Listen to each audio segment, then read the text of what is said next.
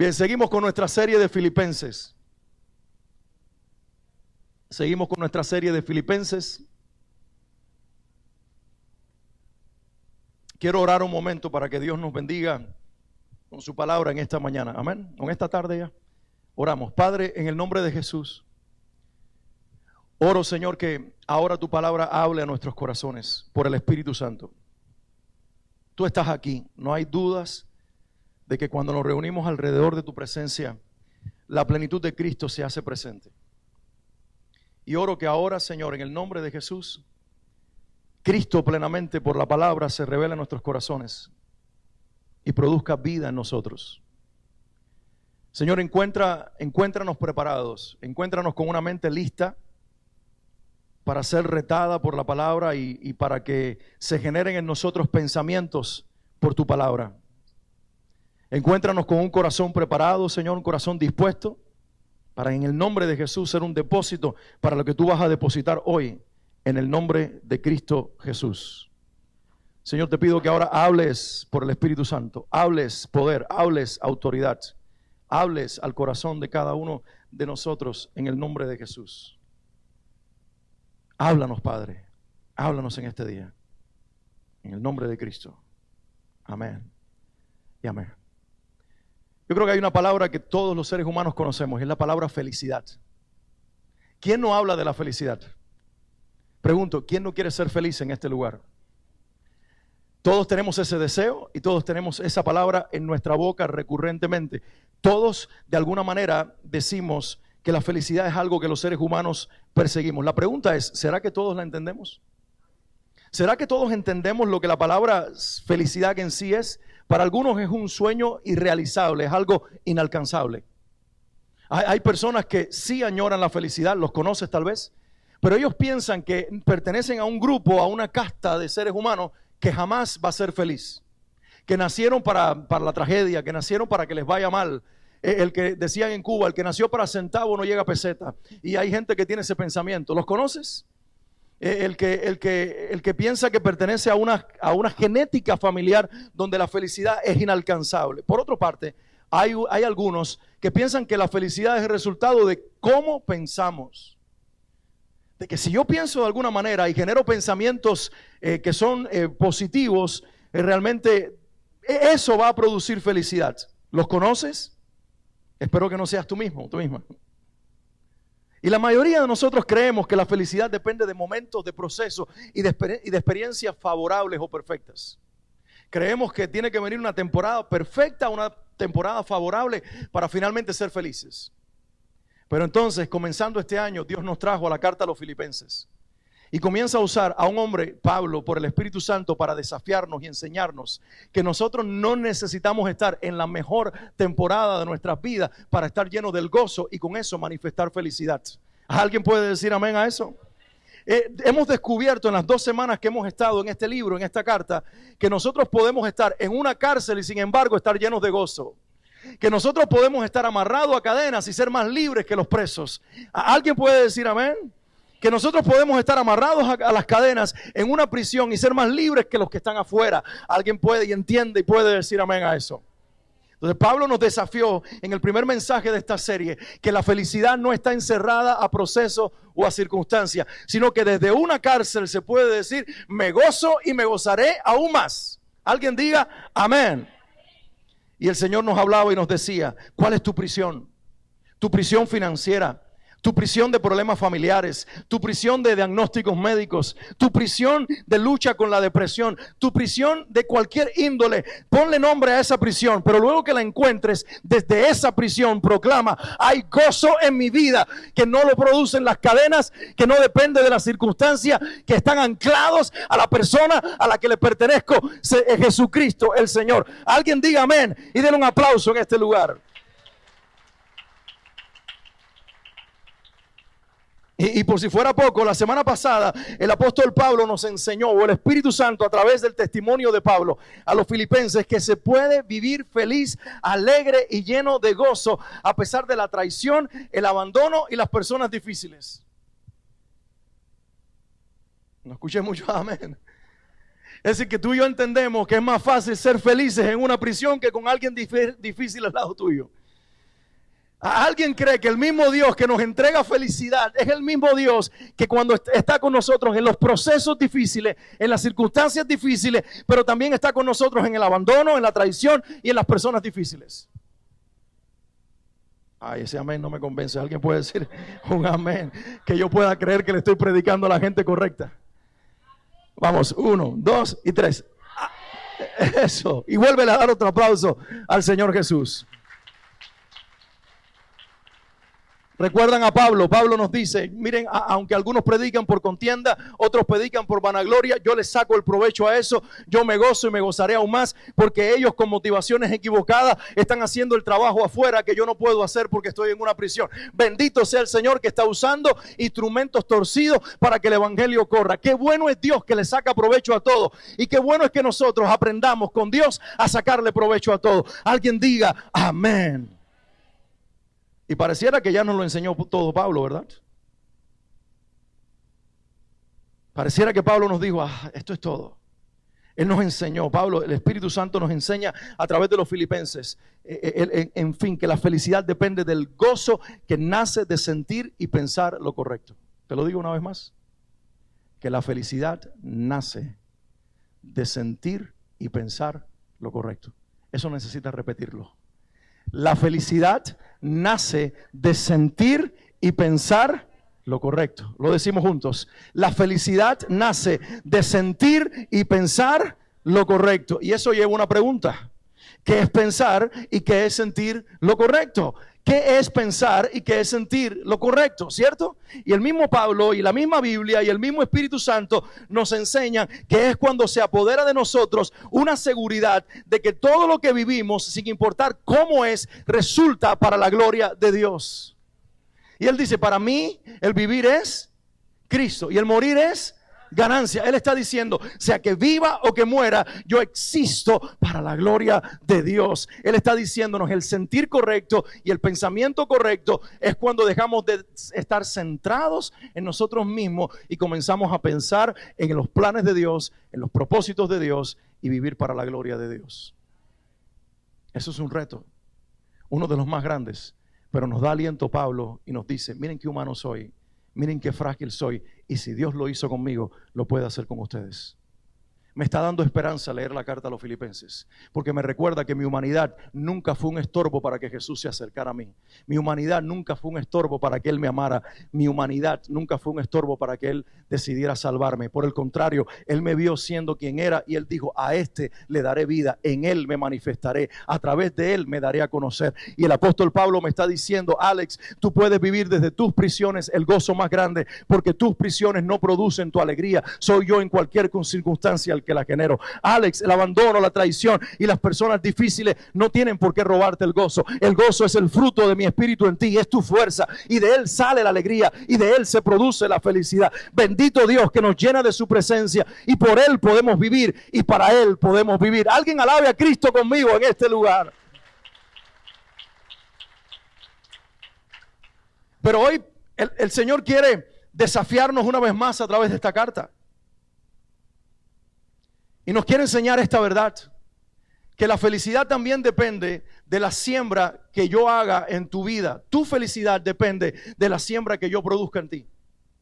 Y mi felicidad depende de lo que ustedes produzcan en mí. No sé si alguien puede captar lo que estoy diciendo. Pero lo que el apóstol Pablo habla por el Espíritu Santo es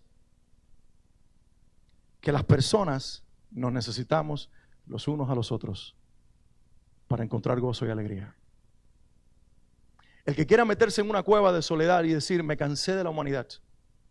Decía por allí, mi abuelo usaba una frase que yo no sé de dónde la sacó, ni si la decía realmente de corazón, pero estaba muy mal. Él decía, mientras más conozco al ser humano, más quiero a mi perro. Y cuando tú tienes ese pensamiento, lo que tú estás diciendo es, un animal es más importante y se convirtió en el sustituto de las personas, porque un animal me muerde y yo lo justifico porque actúa por instinto, pero cuando un ser humano me muerde, yo no lo justifico porque supuestamente es inteligente. Digo supuestamente porque hay un montón de brutos en este planeta. Pero nosotros tenemos más paciencia con los animales, con las personas. Y hay gente que dice, me cansé del ser humano, me cansé de las personas. Pero miren ustedes, no fue el invento de Dios el que el ser humano viviera acompañado por animales solamente. Porque cuando lo creó todo y puso a Adán en el huerto, llegó un momento que Dios miró a Adán y dijo, no es bueno que el hombre esté solo. Y te pregunto, ¿estaba solo Adán? No, Adán estaba con Dios.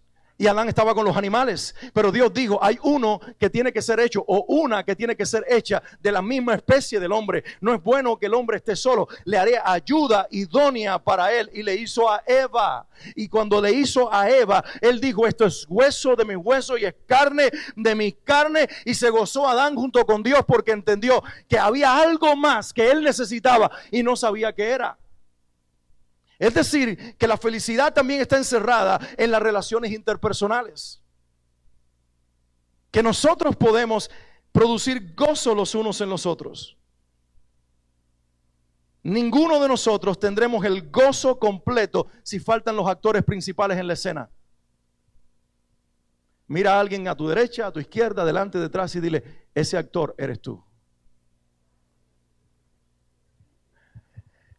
Si no tienes tu familia cerca, mándales un mensaje hoy y diles, tú eres importante en mi vida, tú eres un instrumento de Dios para que yo pueda ser feliz. No seas lo contrario. El reclamo quítalo, ¿no? Pero también entiende que tú eres la pieza importante en la vida de alguien más para hacer feliz a otra persona. Vivimos en una sociedad de gente egoísta, por eso hay tanta depresión. Un mundo lleno de personas, 7,000 billones de personas, o 7,000 millones de personas, 7 billones de personas y un poquito más, y estamos solos porque queremos vivir separados. No hemos encontrado el secreto que Dios puso en cada ser humano. Nos completamos los unos a los otros, aunque el proceso de completarnos sea muy difícil.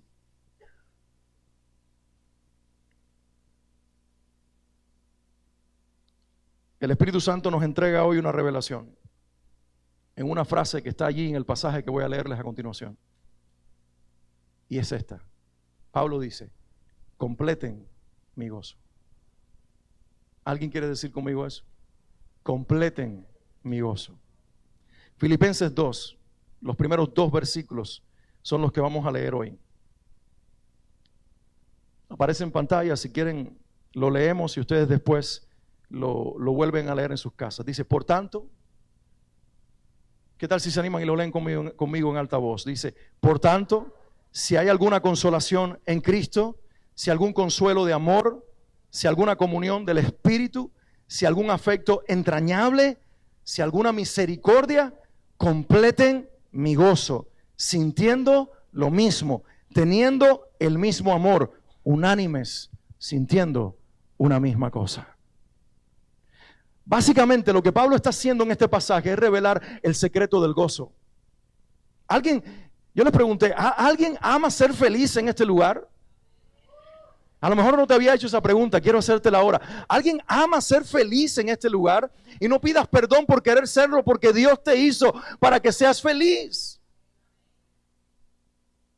A veces el autor John Piper tiene un libro que se llama Los deseos de Dios. Y él dice, el ser humano no glorifica a Dios hasta que no entienda que es deseo de Dios que tú seas feliz. Y trae una revelación a la teología cristiana donde nosotros ya no maximizamos el sufrimiento, sino que lo vemos como parte de los procesos de Dios. Pero más que estar nosotros centrados en producir sufrimiento, le dejamos a la vida que traiga esos procesos por sí sola. Y frente a ellos le pedimos a Dios la porción de gozo que Él tiene para los sufrimientos, como también para otros tiempos mejores. Pero nosotros hemos sido llamados a estar completos en Cristo, a estar llenos de gozo y a ser gente que reparta felicidad a derecha y a izquierda. Alguien diga amén. Entonces, ¿alguien ama la felicidad en este lugar? Vamos, los empoderé para que no tengan que pedir perdón después, porque los vi como diciendo, y si digo eso voy a lucir egocéntrico. ¿Quién ama la felicidad en este lugar? Amo ser feliz. Amo ser feliz. El único detalle negativo con la felicidad es cómo la buscamos y dónde la buscamos. Eso es algo que Dios nos está revelando. Y Pablo aquí, en el pasaje que estábamos leyendo anteriormente, nos revela el secreto del gozo, que es la fuente de la alegría y lo que expresa la felicidad. Y él dice, Filipenses, ustedes básicamente han completado mi gozo con estas 4 cosas. Seguramente lo vieron conmigo, ¿verdad? Él dijo, ustedes han sido usados por Dios para que yo tenga consuelo en Cristo y consuelo en amor. Básicamente es lo mismo. Alguien diga conmigo, consuelo en Cristo y consuelo de amor.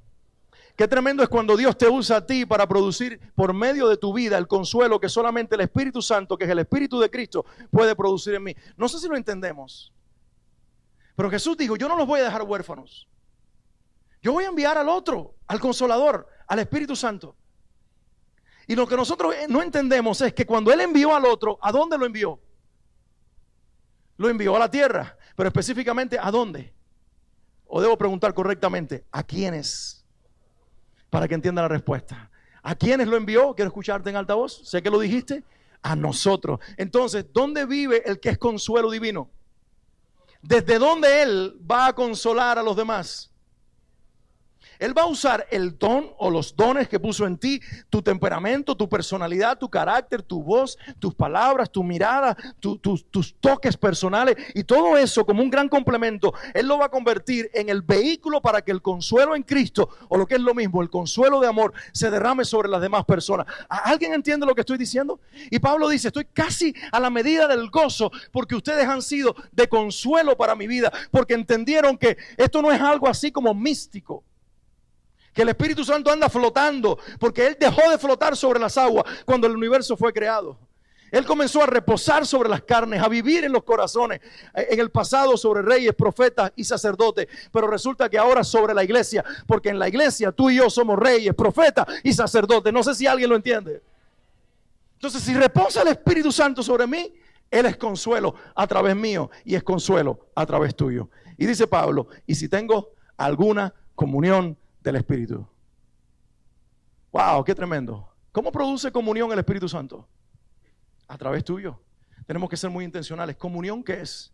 De común acuerdo. Unidad producida por un milagro. Una persona tan diferente como esta que se vuelva uno conmigo es el milagro de que el Espíritu que vive en él produce comunión con el Espíritu que vive en mí. No son dos, es uno solo, lo único que tiene la capacidad de vivir en los dos a la misma vez. Qué tremendo es esto.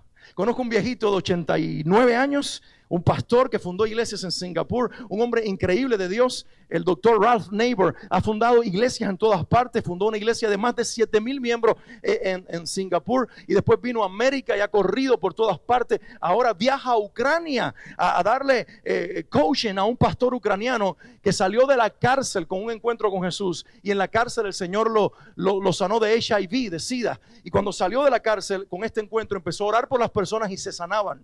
Y las personas que se sanaban comenzaron a seguirlo y fundó una iglesia en Kiev, en Ucrania, que tiene miles de personas. Y este anciano de 89, 90 años se sube a un avión cada año varias veces para estar con ese pastor, porque ese pastor fue educado a través de un video de este anciano y entendió que quería que ese hombre fuera su coach y le dijo, yo quiero que vengas para que me enseñes más del Cristo que vive en ti.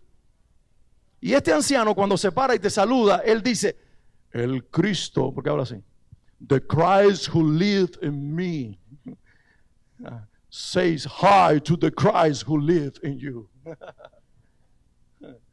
Dice, el Cristo que vive en mí está saludando, le dice hola al Cristo que vive en mí. La primera vez que lo escuché dije, herejía. Este cree un Cristo de 1000 cabezas. Y hasta que entendí que lo que él estaba diciendo era de una manera muy novedosa, que tú entendieras que dentro de ti vive el mismo Cristo que vive dentro de mí y que lo que nos une es la presencia y la comunión del Espíritu Santo. Alguien dele un aplauso a ese Señor Jesús.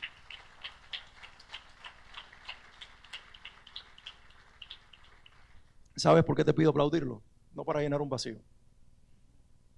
Te pido aplaudirlo porque me sorprende tanto el milagro de la vida cristiana que tú y yo no lo podemos producir. Es un milagro. Es un milagro. Solo uno pudo producirlo. Él merece toda la gloria. Por eso, entiéndelo, no hemos parado de alabar a Dios. En la prédica también estamos alabando.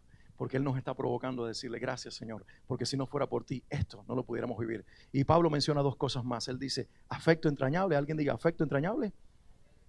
Y alguna misericordia. ¿Ustedes se dieron cuenta la expresión tercera, afecto entrañable? ¿Qué tipo de afecto es ese? Cuando tú le dices a alguien, vaya, desde aquí, desde lo más profundo, siento por ti algo tan especial. Vaya, te quiero matar. No, no es eso.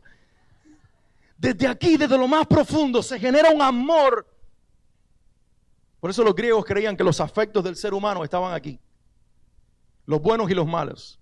Y por eso ustedes han escuchado la expresión que dice, no seas tan visceral por las vísceras, por los intestinos. Ellos lo que está diciendo, no seas tan emocional. Pero luego el Señor dice, voy a redimir esa idea y voy a decir, de su interior correrán ríos de agua viva. Porque ya no serán emociones humanas, será mi espíritu fluyendo a través de ustedes, desde el cuerpo, las emociones, la mente y todo lo que son para manifestarse. Y Él es el único que puede producir que yo te ame cuando realmente somos tan diferentes.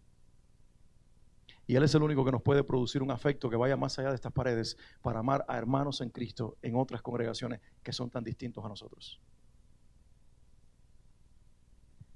Y el apóstol Pablo también dice, y si hay alguna misericordia, vamos, no pido mucho, alguna. Y ahora dice, completen mi gozo. Alguien diga, completen mi gozo. ¿Y cómo se completa el gozo de otra persona? ¿Se dieron cuenta en el pasaje? Pablo dice en el pasaje que leímos, completen mi gozo sintiendo lo mismo. Alguien diga conmigo, sintiendo lo mismo, teniendo el mismo amor, unánimes, sintiendo una misma cosa. Pablo dice, ustedes me pueden completar a mí el gozo. Estoy casi al nivel del tope. Estoy a punto de ser la persona con más gozo en el planeta. Pero falta una sola cosa, que ustedes todos sientan lo mismo. ¡Wow! Entonces, si la clave de completarnos el gozo los unos a los otros es sentir lo mismo, la pregunta entonces clave también aquí en esta mañana o en esta tarde es, ¿y eso cómo se logra? ¿Cierto? ¿Alguien quiere sentir lo mismo? ¿Alguien quiere que el Señor produzca en mí, en ti, en todo un mismo sentir? Porque ahora el Señor nos está revelando que no es un asunto de pensar diferente, es que nos sentimos iguales. Cuando no estamos completando nuestro gozo, no es que tenemos criterios distintos, porque en el pueblo de Dios se pueden tener criterios distintos. Lo malo es cuando nos sentimos iguales. Entonces Pablo dice, completen mi gozo sintiendo lo mismo. Por favor, que alguien me pregunte y que me pregunte a alguien en este lugar, ¿cómo se logra eso? Mira, mi esposa me lo está preguntando, pero le voy a responder en la casa. Hoy no voy a responder esa pregunta. Esa pregunta la voy a responder la próxima semana con el mismo pasaje de Filipenses 2. Hoy quiero poner un ejemplo. Hoy quiero poner el ejemplo de lo que significa completar el gozo de otra persona con una historia del Antiguo Testamento que posiblemente muchos de ustedes han leído y conocen. Fascinante, preciosa. Cuando yo estaba preparando esto y le pedí al Señor que dirigiera este mensaje, Chino, God bless you, brother. Tú pensabas que nadie se iba a dar cuenta, yo te voy a hacer público. Eres el chino en la casa. Cuando yo estaba preparando este mensaje y estaba diciéndole, Señor, dame los elementos para hablarle a tu iglesia, el Señor cargaba mi corazón con esta historia del Antiguo Testamento. David ha sido ungido como rey. ¿Conocen la historia? Samuel puso aceite sobre su cabeza y declaró, tú serás el próximo rey de Israel, porque el Señor se estaba buscando un hombre conforme a su corazón y te encontró a ti, David. Eso llegó a oídos del rey Saúl y comenzó un proceso de celo, pero ahí no terminó todo. David enfrenta a un gigante con una honda y 5 piedras y usando una sola piedra tumba a Goliat y luego le corta la cabeza con la misma espada. ¿Recuerdas la historia? Cuando David regresa y Saúl regresa, el pueblo cantaba alabando a Dios. Saúl mató a sus miles y Saúl decía, ¡ah! Y luego decían, y David a sus 10,000 y Saúl decía, los mato. Pero ya le había hecho una promesa de que quien venciera al gigante no pagaría más impuestos y además de eso sería su yerno. ¿Te imaginas? Y entonces él se convierte en el yerno de Saúl. Pero después él comienza a tocar el arpa para Saúl porque Saúl estaba lleno de demonios que lo estaban atormentando por la envidia y el celo que se había apoderado de su corazón cuando le fue revelado que el reino le había sido quitado. ¿Conocen la historia, verdad? Finalmente agarra una lanza y se la lanza literalmente a David y la clava en la pared y David huye.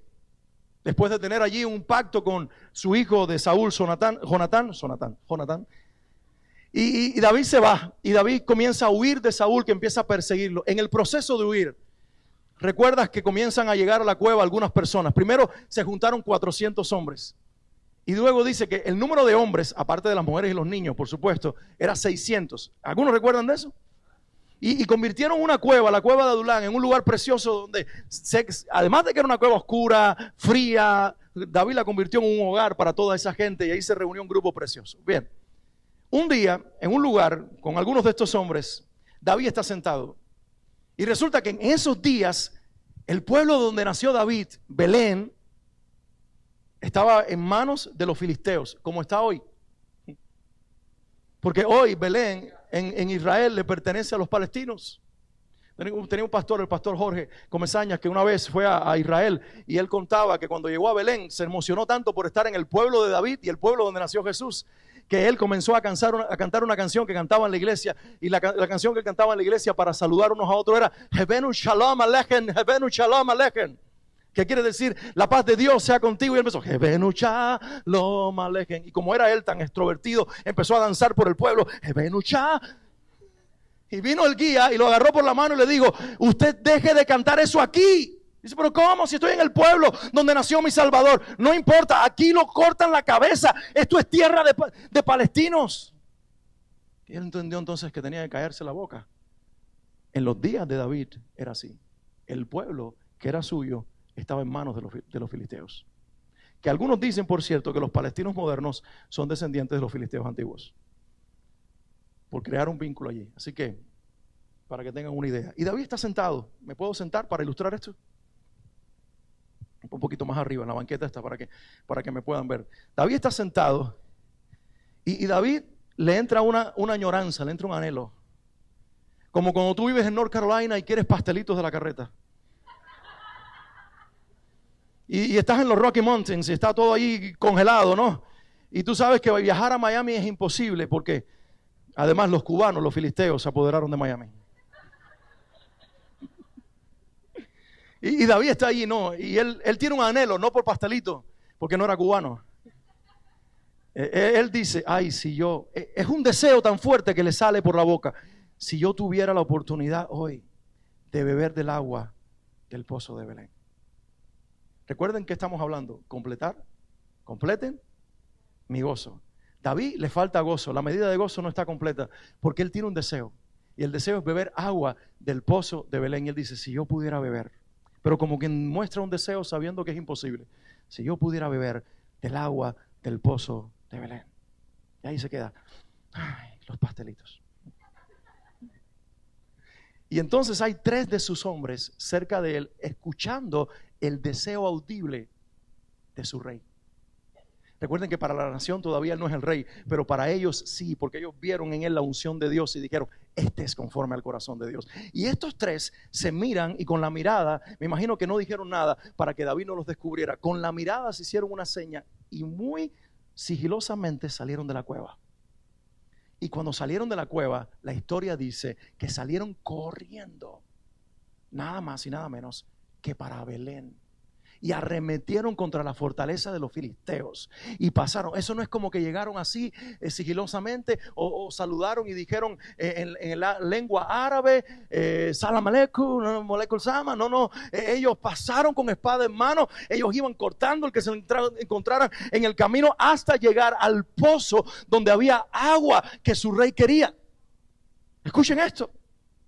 Y la historia dice: oh, ¿quién me diera a beber del agua del pozo de Belén que está junto a la puerta?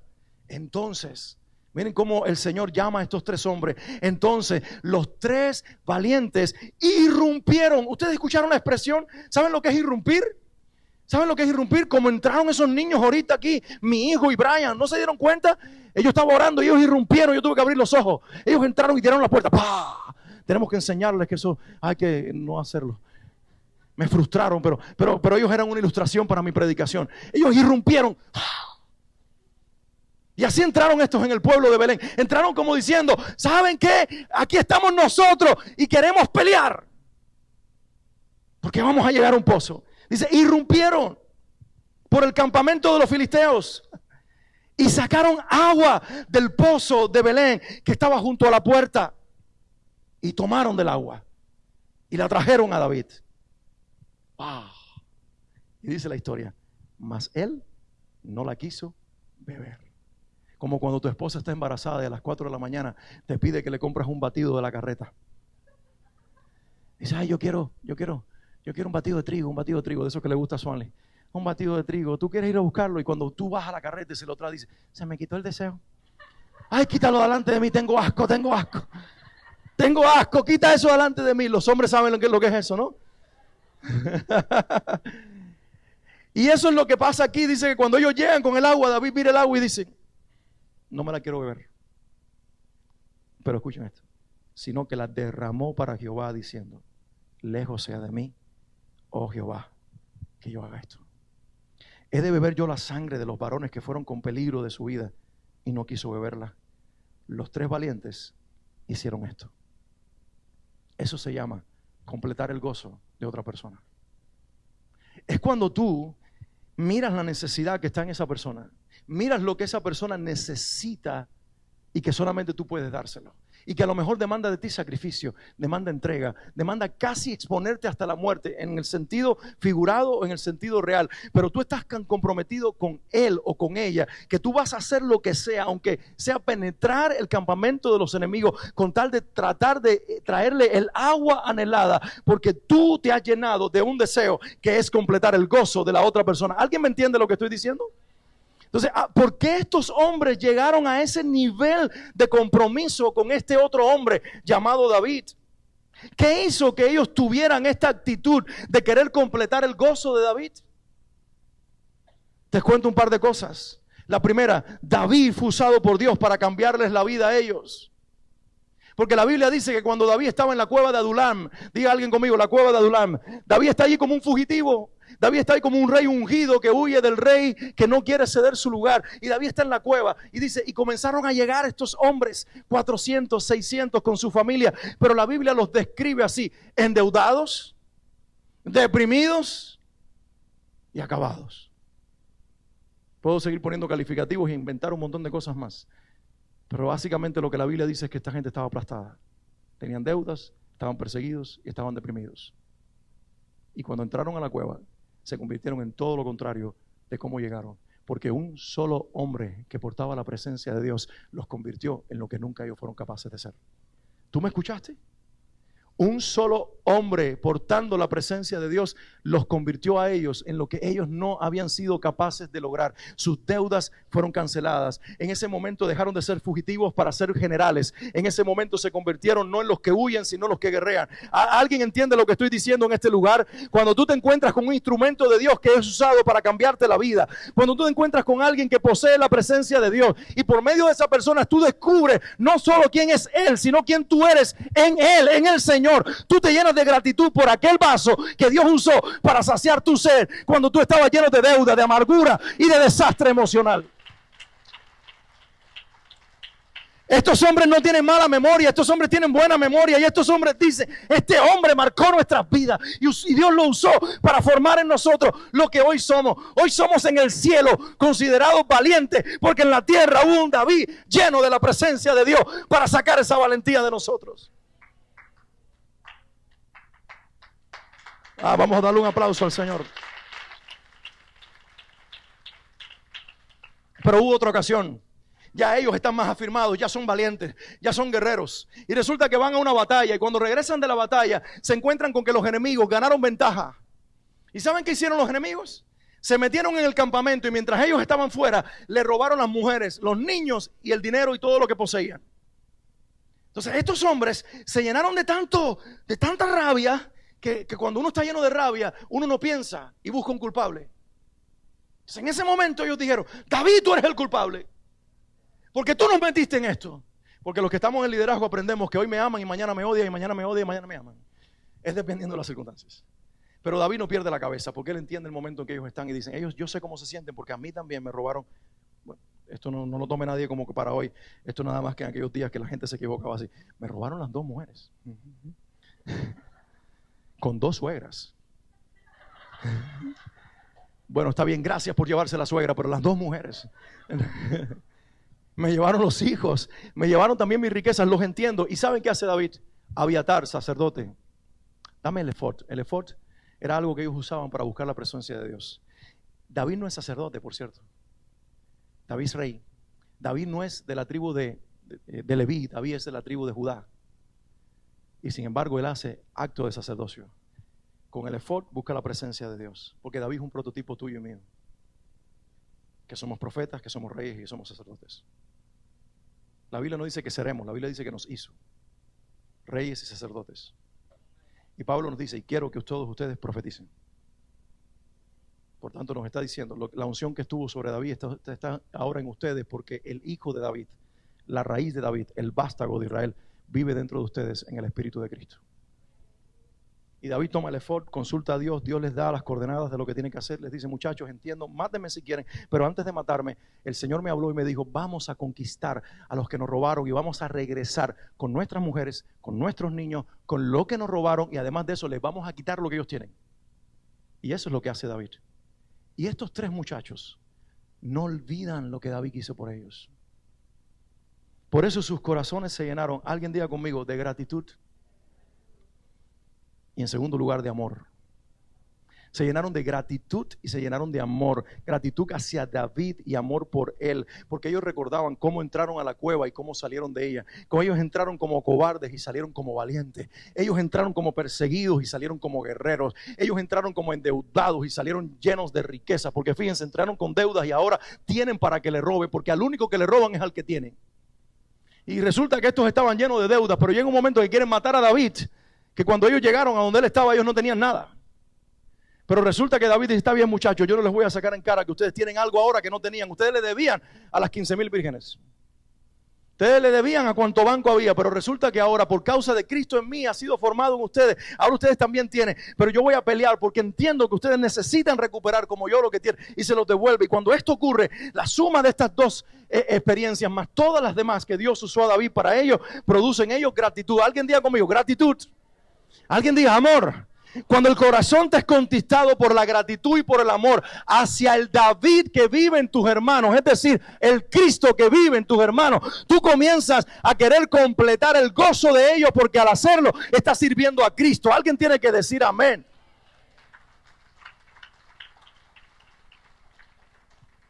Alguien tiene que entender esto. Estos tres hombres, ¿saben? David tuvo un equipo de hombres élite, los 30 valientes de David. Es una lista tremenda. Una lista, y saben, por cierto, que dentro de esa lista estaba Urías Eteo, pero ese es tema para otro día. Por si alguien no conoce la historia, la mujer de Urías Eteo fue con la que David adulteró.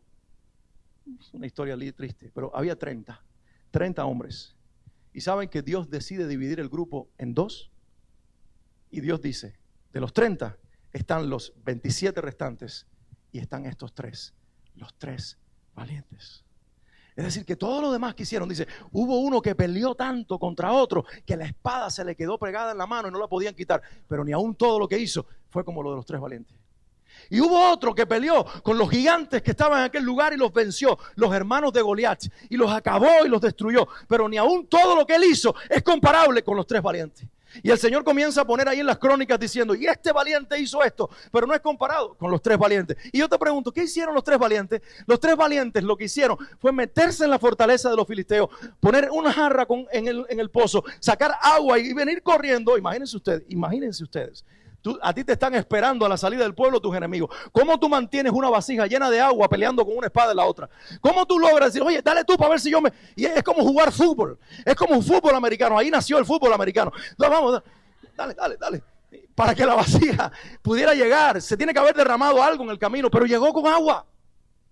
Porque ellos estaban tan convencidos de querer saciar la necesidad de su rey, que ellos protegieron el agua hasta derramar su sangre. ¿Qué lo hizo? Dios habla de ellos como los tres valientes, pero no fue la valentía su motivación, fue el amor y la gratitud. Tú te conviertes en un valiente en el cielo cuando en la tierra completas el gozo de los demás, motivado por cuánto amas y por cuánto agradeces. ¿Alguien entiende lo que acabo de decir? Tú te conviertes en un valiente en los cielos. Dios habla de ti como valiente mujer o como valiente hombre, cuando en la tierra lo que te mueve para actuar no es valentía, es gratitud y es amor por los que Dios ama. Y cuando tú haces eso, el cielo sonríe contigo.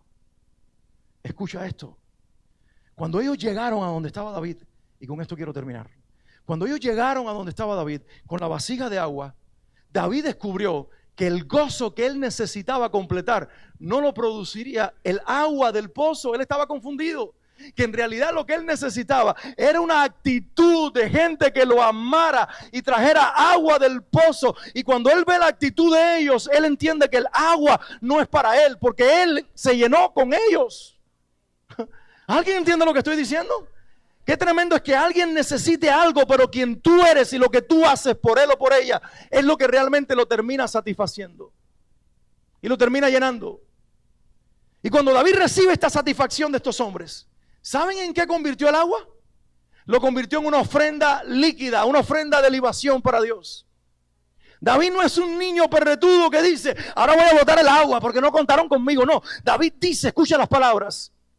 Cuando le trajeron a David el agua, él no la quiso beber, sino que la derramó. ¿Para quién?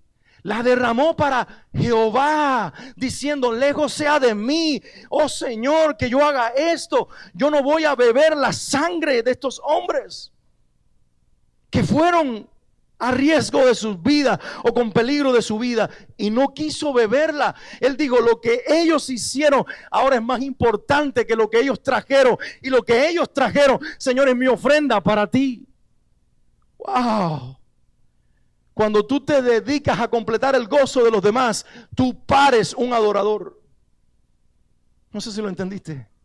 Cuando tú te dedicas a completar el gozo de los demás, tú produces un adorador. Ellos completaron el gozo de David y ellos sacaron adoración de David.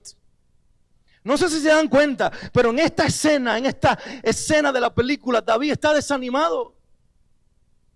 David está diciendo, necesito el agua del pozo, porque cuando tomo el agua del pozo me van a regresar las memorias de los tiempos agradables. Y David está medio humanizado en ese momento, y a ellos no juzgaron las motivaciones del rey. Ellos quisieron saciar su necesidad, porque quien los llenó a ellos de ese deseo no fueron ellos mismos, fue Dios. El que alimenta tu gratitud y tu amor por los demás no eres tú, es Dios. El que te hace ver lo que hicieron por ti no eres tú, es Dios. Por eso cuando tú comienzas a olvidar el amor de otros por tu vida, quien te está llenando no es Dios, es el espíritu contrario al de Dios. Nosotros tenemos que llenarnos de Dios, porque cuando Dios llena a estos hombres de estos deseos por saciar la necesidad de su rey, ellos no saben que lo que van a hacer es que el rey descubra que lo que él necesitaba realmente era ser completado en su gozo con la vida de ellos. Y cuando eso ocurra, de él va a resurgir el adorador que siempre ha sido. Y él, en lugar de estar con anhelos humanos por agua de un pozo, va a comenzar a decir, Señor, gracias porque estos hombres me trajeron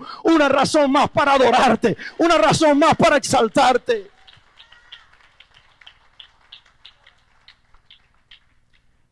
¿Cómo aterrizamos eso hoy? Es un llamado de Dios a nuestras vidas. Dios te está hablando a ti. Dios no vino a contarte una historia. Dios es el gran narrador de historias, porque con ellas nos da una lección. Y Dios hoy nos narró una historia usando esta vasija para decirte algo. Tú también puedes ser un valiente, pero que no te apantalle la idea de ser valiente. Recuerda que eres valiente allá, cuando aquí lo que te mueve es la gratitud y el amor por el Cristo que vive en otros. ¿Escuchaste lo que te dije? Porque tú estás lleno de tu pensamiento en este momento. Y sí, está bien, pero es que David hizo mucho por esta gente. Pero pastor, si tú supieras la gente con la que yo tengo que lidiar. Mira, aquí hay gente difícil aquí en la iglesia, pastor. Amar a este tipo no es fácil, amar a esta mujer no es fácil. Y comenzamos con una serie de argumentos. Ellos no son David, ellos no son el dulce cantor de Israel. De dulce no tienen nada y cantan desafinado. No. Y comenzamos a generar una serie de argumentos, pero tú no entendiste entonces el mensaje. Y yo no lo entiendo si miramos a la persona. ¿Será que puedes observar hoy al Cristo que vive en las personas? The Christ who lives in me. El Cristo que vive en mí. Ese hombre entendió algo.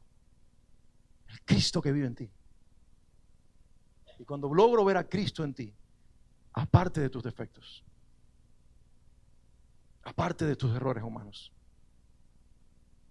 voy a tener más misericordia de ti. Ya yo le agradezco mucho a Dios no hemos terminado el ayuno, pero a mí me está partiendo la mitad del Espíritu Santo. Me está enseñando una revelación del amor de Dios que yo nunca había tenido. Porque para mí, yo oraba esta mañana eso y oraba por mí mismo. Para mí el amor es uniformidad. Para el cielo el amor es unanimidad. ¿Entiendes la diferencia? Que se puede ser unánime siendo diferentes. Que la gracia de Dios es multiforme. Que Dios le da un don diferente a cada persona, una personalidad distinta, un carácter, un temperamento, que los hizo nacer en culturas distintas, que unos comemos arroz con gris y eso no quiere decir que sea la mejor comida, arroz con pollo, con papa, no, carne con papa, vaca frita. ¿Ya les di hambre a algunos? Ustedes dicen, pero pastor, me estás matando, vida mía. No. No es eso. Pero otros comen, ¿sabe qué? Tortilla. Tortilla no de esa española con huevo, no, tortilla como comen allá en El Salvador, como comen en Honduras, como comen en México. Que cuando yo llegué y me dieron un taco la primera vez en Houston, Texas, yo dije, esta gente no sabe desayunar, ¿qué es eso? Un taco con tortilla adentro, ¿qué es eso? ¿Pero qué es eso? ¿Me van a dar a mí? No, yo no como eso. Cuando me pegó el hambre, yo dije, déjame ver qué sabe eso. Y cuando yo le metí una mordida a aquella tortilla con huevo adentro, empecé a llorar y me dijo el pastor, ves, yo sabía, cuando la gente come esta comida llora de agradecimiento. Y yo no, lloro por el picante que había adentro. había un picante adentro que casi me lleva la vida. Pero al otro día yo se lo pedí. ¿Por qué razón? Porque uno va descubriendo el sabor de otras comidas. Y si tú tienes esa apertura para probar comida colombiana, si no eres de Colombia, o para probar comida mexicana, si no eres de México, y para comer comida argentina, si no eres argentino, ¿por qué también no le pedimos al Espíritu Santo que nos dé esa apertura para amarnos en Cristo y para completarnos los unos a los otros? ¿Cuántos van a meterse en el pozo de hoy de Filistea? En el pozo de Belén van a sacar agua y se la van a dar al David que está delante de ti. O más bien, se la van a dar a la persona que Cristo te dijo que bendigas, porque Él está viviendo dentro de él y dentro de ella.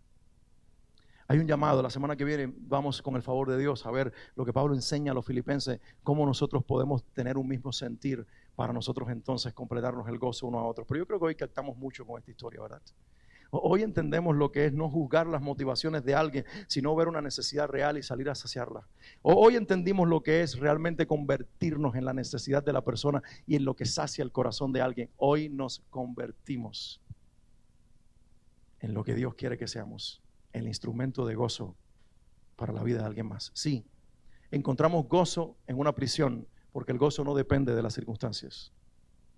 Encontramos gozo frente a traiciones y abandonos, porque no depende de esas circunstancias tampoco, depende del Cristo que vive en nosotros y porque miramos con los ojos de Dios el provecho de la cruz y del Evangelio detrás de todo. Pero hoy también descubrimos que nuestra felicidad está unida a la capacidad de entender que yo soy un agente para producir gozo en ti y tú eres un agente para producir gozo en mí. Ponte de pie un momentito.